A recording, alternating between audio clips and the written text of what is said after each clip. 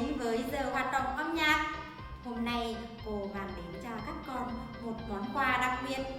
Các con hãy nhắm mắt lại nào. Mở mắt ra. Wow!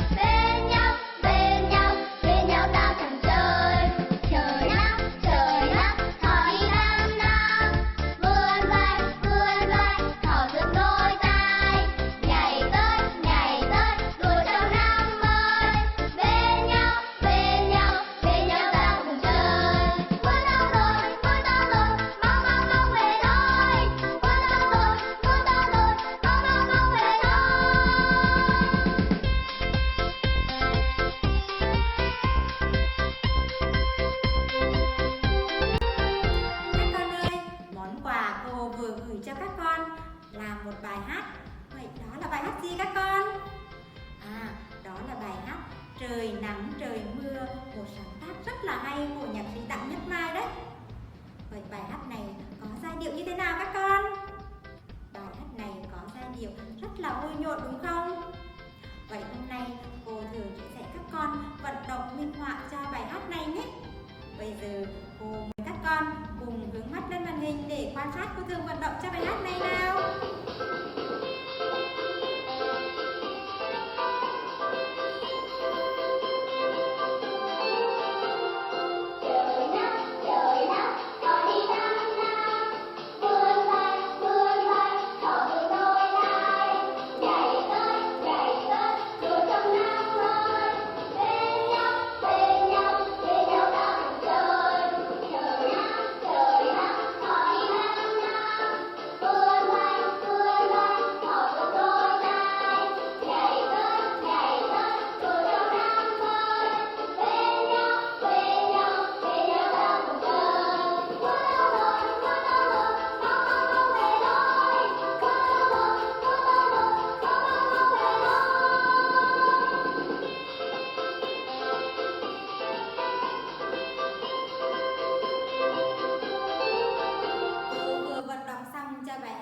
Trời nắng trời mưa rồi đấy. Chúng mình thấy cô thường vận động như thế nào? Rất là hay đúng không các con? Để vận động được các động tác đúng theo nhịp bài hát, bây giờ các con hãy quan sát cô thường vận động lại bài hát này một lần nữa nhé.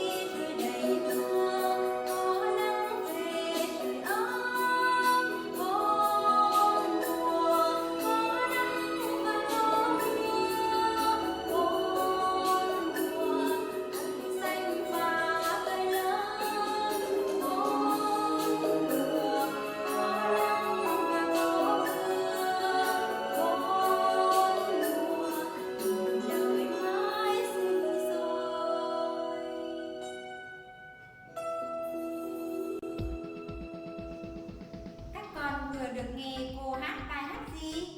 Do ai sáng tác các con? Cô vừa hát cho chúng mình nghe bài hát Khúc hát bốn mùa, một ca khúc rất là hay của nhạc sĩ Nguyễn Hải. Bây giờ cô mời các con hãy đứng lên